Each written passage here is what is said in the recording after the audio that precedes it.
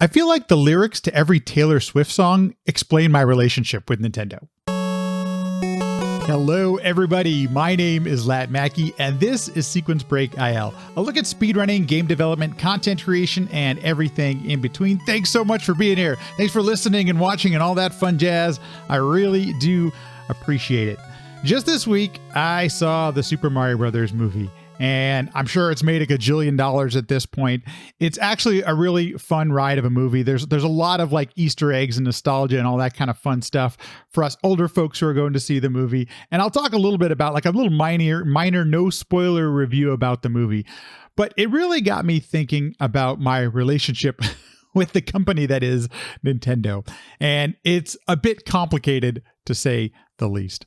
I've been digitizing some home videos for my parents, and I've recently unearthed some home video. And this, if you're watching the YouTube video, this is basically me at like, I think I'm either 7 or 8 years old here. And we've probably just had the NES for about maybe a few months. I don't know. It's not very long. And I am obviously a huge fan. In fact, most of my favorite games of all time are definitely Nintendo games. Mario, Zeldas, Metroids, Mega Mans. All of these games are just, I can't escape the feeling that they give me and the nostalgia that I get for them and the enjoyment I still get today out of playing games that are 30, 40 years old, as well as their newer games that they have released. There's just so much pure joy I get from playing a lot of Nintendo games, and it's like unavoidable. It's such a great experience. They've done such a good job.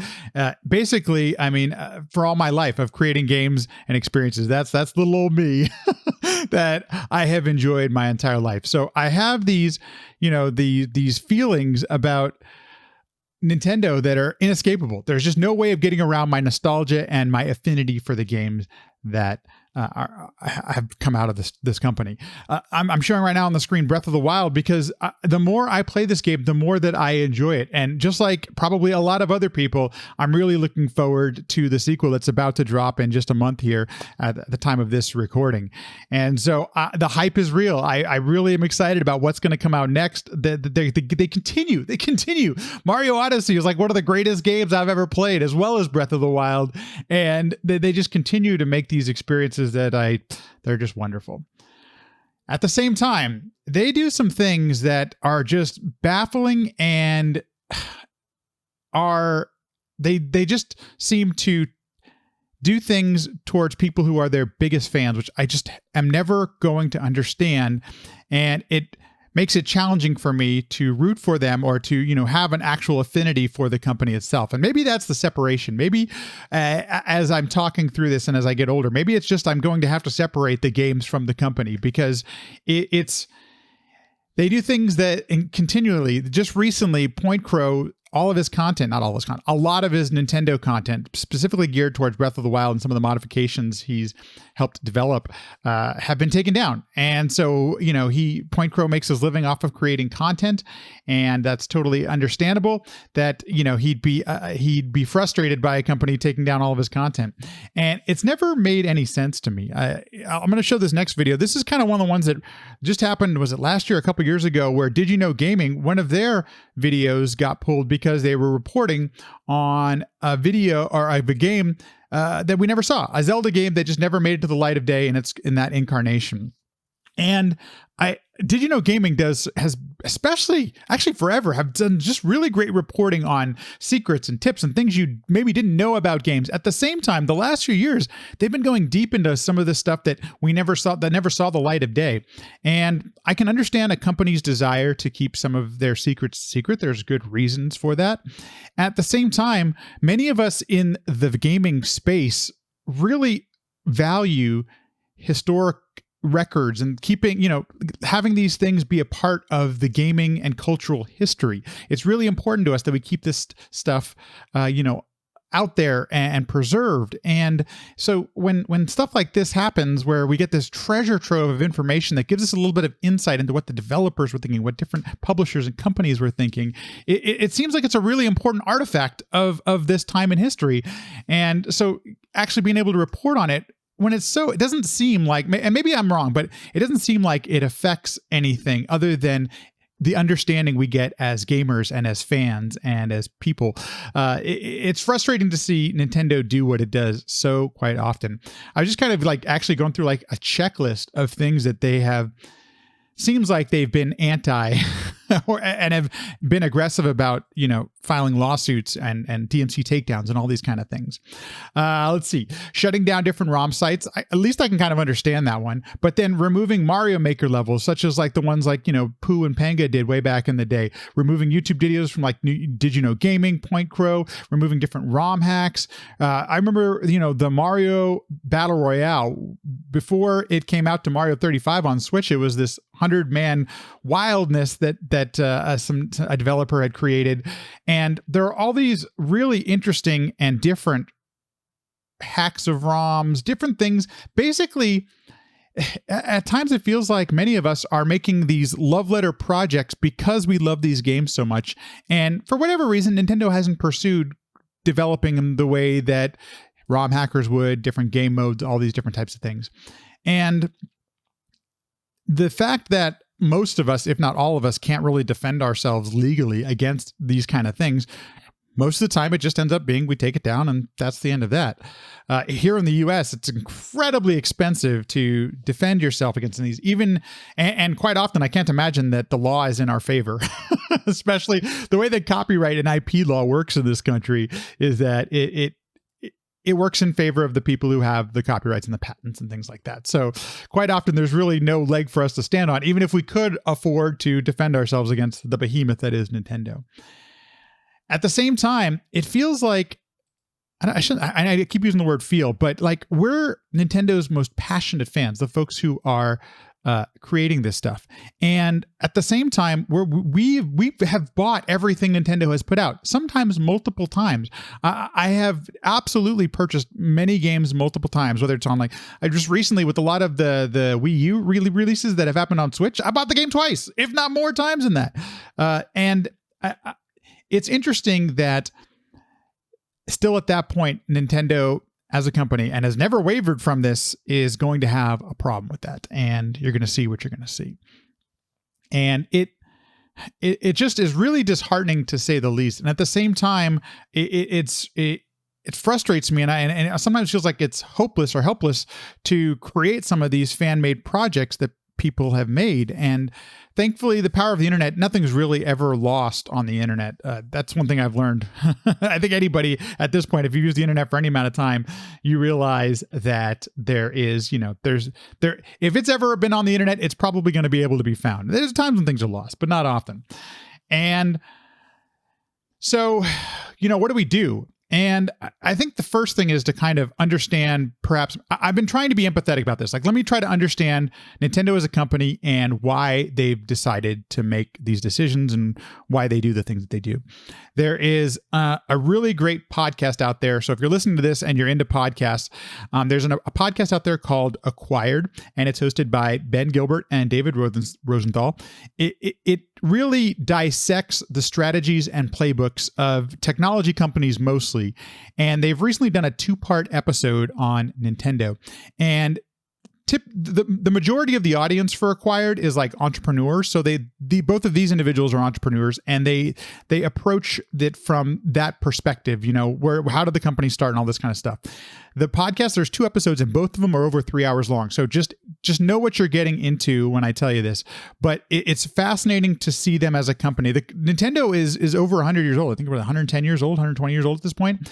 And so a lot of what they do nowadays is in the DNA of the company, and it's tough to draw some conclusions, even if you've studied Nintendo for now over a century, because at times it seems like they don't necessarily care about doing the things that a business might do. Like a typical business is going to look for areas of growth and how to maximize all of your profit, depending on the market and what you've released. And yet they do things still to this day that don't necessarily look like they even care sometimes about what the market wants. In fact, quite often.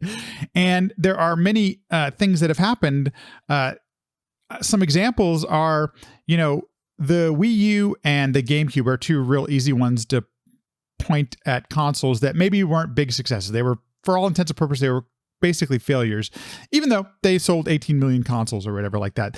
Compared to the entire market and the people that are out there, that's very low on the totem pole. In fact, sales like that caused companies like Sega and NEC to exit the market entirely. They stopped creating consoles because their sales were too low.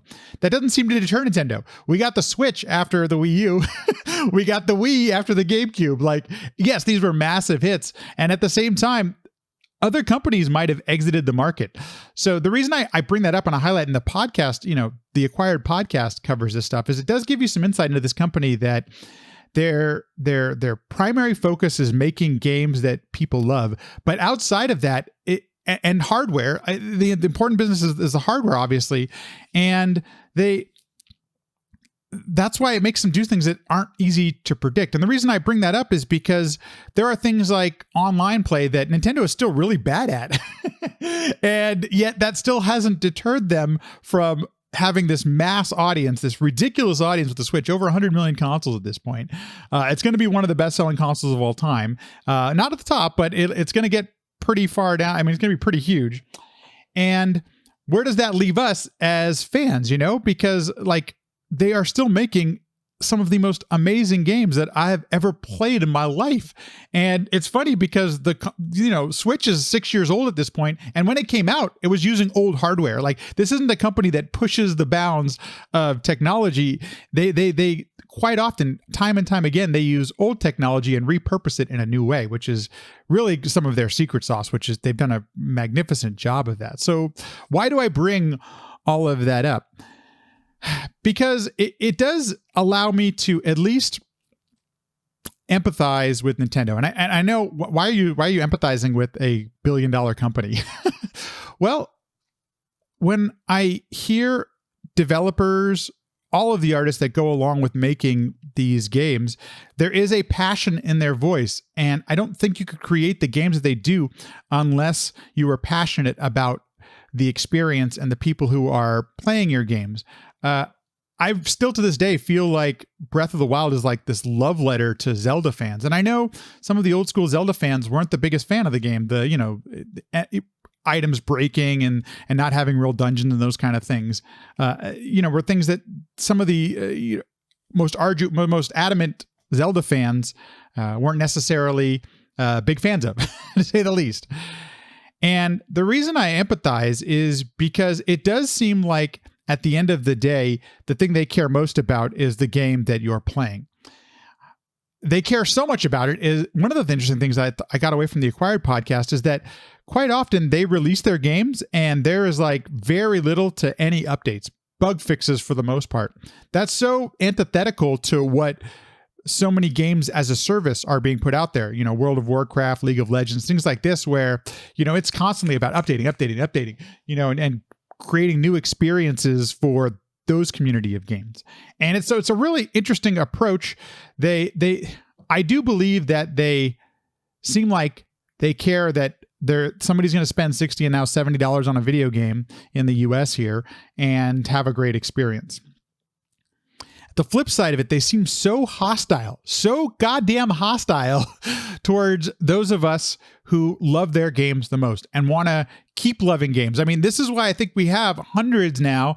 We might even be in the thousands of different ROM hacks for like Super Mario World, where they perfected the platforming 2D genre has been perfected with Super Mario World, and yet the ROM hackers and developers are still creating new ways and new mechanics for this game. It blows my freaking mind. So, where does that leave us? And how can, I guess, how can we feel like we're a bit more in control? And is there a possibility to have a better, will Nintendo ever soften their stance? And it's highly doubtful. It's highly doubtful that things will ever change for Nintendo unless they're forced to for some reason. And so I was thinking about how can we make this productive? How could we be find a path forward? Because I'm not going to stop playing Zelda and Mario games. I just love them too much. And quite so often they create a game that I love. So, but I do feel guilty at times because they're, they penalize. They literally penalize people who love their game the most. And so, what can we do? What can we do in situations like this? And I think one thing to do, and I'm glad to see that this has found a path, or that this has found a place in our space, is that supporting content creators, developers, things like that outside of some of the systems that are existing. So yes, watching the YouTube videos is absolutely a way to support the content that you like. And unfortunately, when something gets demonetized, as probably many of you have heard, you no longer get the ad revenue for that, whatever happened, or it goes into, there's a whole process, and for a significant amount of time, you may be without that money and you may lose it forever.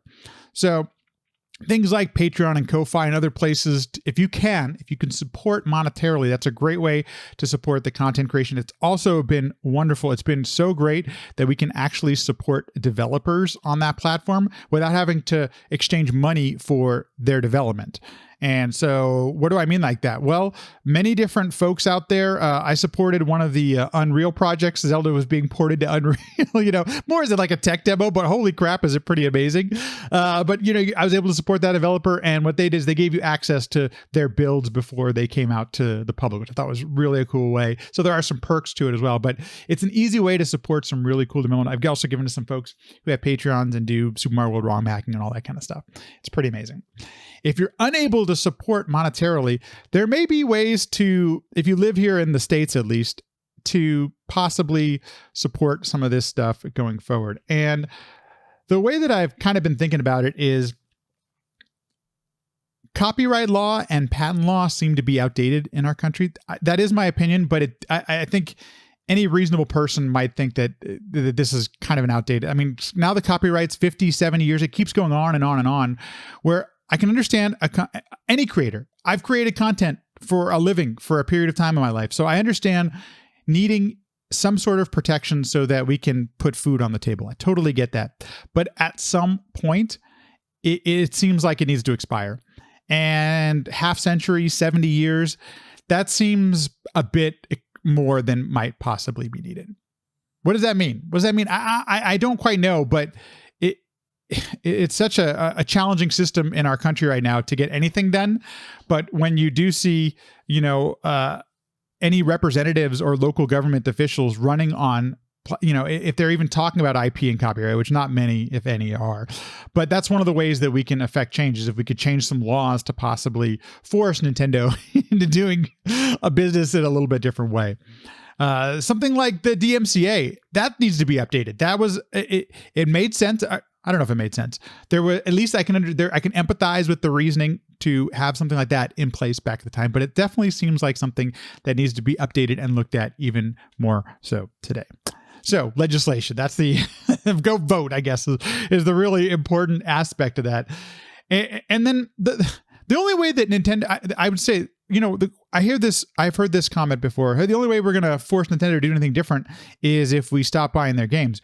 But Nintendo has kind of shown that even when you don't buy their stuff, they're still going to do business the way that they do it. So that's where I've kind of come to, and I want more Zelda games. I want more Nintendo games. They've hooked me in, and I do think that those development teams are still creating experiences that are just wonderful, that are literally, say what you will about Breath of the Wild, it has changed gaming. It is and so many of their games have done so before. Mario 64 is a great example where it showed us how to do platforming in 3D. I mean, just things like that. Where these are games that have literally changed the landscape. And I think about Mario 64 and Odyssey, and they're still two of the most popular speedrun games of all time. And so it's obvious we love these games. We don't want these to stop. And at the same time, Nintendo, throw us a bone. I'm not sure if kindness is the word, but how do we work together to figure this out? Because it keeps happening, and it doesn't seem like you care at all. I guess that's what I'm saying. I guess it's almost like a plea to Nintendo, and it doesn't change even after coming out with trying to be a little bit more constructive and how can we fix things going forward. I still have complicated feelings about it. I know it's a long rant, and I hope that's not too much, but maybe you can at least understand where I'm coming from. And I'm curious your thoughts on Nintendo. Is there a way to fix this? Is there a way to make it any more equitable for everybody? Is there a way that you can stop punishing your most, dedicated fans out there? Because here's the crazy thing too. Point Craven said this. He's going to still play Tears of the Kingdom. Like he's still, he's still going to be a Nintendo gamer, even regardless if he ends up in a lawsuit with the company. I mean, this is the way. This is so wild to me, right? Like these are complicated relationships, to say the least. So I thought, though, I wanted to leave this whole thing on a little bit more positive note. If you haven't seen the Super Mario Brothers movie, I'm not going to spoil any of it. It's definitely something I think is worth seeing. At first, I thought, oh, maybe you might want to see this in theaters. It's definitely loud and fun to see with an audience. It's basically nonstop action after the first few minutes of the movie. So I guess I wasn't really quite sure what to expect going into it. The trailer definitely does a good job of telling you exactly what's going to be in the movie. I'll just throw that out there. And it's literally like an hour of something where the movie just does not stop. It's go, go, go, go, go, go, go. There are some times where I laughed. I will say I do kind of, especially nowadays, I prefer a little bit more story in a movie, but realize going into this thing, the target audience is kids. And it's most definitely a movie that feels like it's made for kids. Doesn't mean I didn't enjoy it. And I guess what I'm also saying is you could probably wait to rent it if you don't need the big screen and the big sound system. I'm a person who enjoys seeing things on a huge, giant movie screen. And so I did get the enjoyment out of that aspect of it. I was a little bit like, is there going to be any sort of character development? No? Okay, that's fine. The one thing, and I did really enjoy, and I think this makes the movie really fun for people like us who might be a little bit older, or grew up with these games, and that is there are Easter eggs galore. I think in every scene, you're always looking at things. Oh my gosh, that's that. Oh, I remember that. That's from that game, So that part of it is really fun. It's almost like Where's Waldo or Hide and Go Seek, where you're just pointing out Easter eggs throughout the movie. It almost makes me want to see it again to, all of the things that I may have missed, or what else can I see on the next time through. So once again, Nintendo, you got my money. You win. Definitely. I was going to go see this regardless if I rented it or if I saw it in theaters, but Nintendo, you win again. I guess that's what I'm saying. So what are your thoughts? Did you like the movie? I'm curious what you're thinking too. Feel free, if you want, join up on the Discord if you want to chat some Nintendo and some Mario. If not, just go and leave a comment down below if you're on YouTube. Otherwise, just yell at whatever you're listening to. If you're listening with headphones and you're out walking around or driving around, just yell at the radio right now. Hey, Matt, you're stupid. You don't know what you're talking about. Or whatever. I don't know. Anyway, thanks for letting me ramble and kind of rant a bit with the, my complicated feelings with Nintendo. Where to go from here? Who the hell knows? Thanks everyone for listening. I really do appreciate it. I do want to give a quick shout out. If you ever want to email or get in touch with the show or anything, the easiest way, just find me on Twitter or get on although I don't know how much longer I'm going to be on Twitter, but Sequence Break Podcast at Sequence. What the hell? I don't know what the email address. There's an email address. Go to sequencebreakpodcast.com. All the info's there. And if you ever want to get in touch or join the Discord or anything like that. Anyway, thanks for listening. Have a good one. I'll see you in the next one.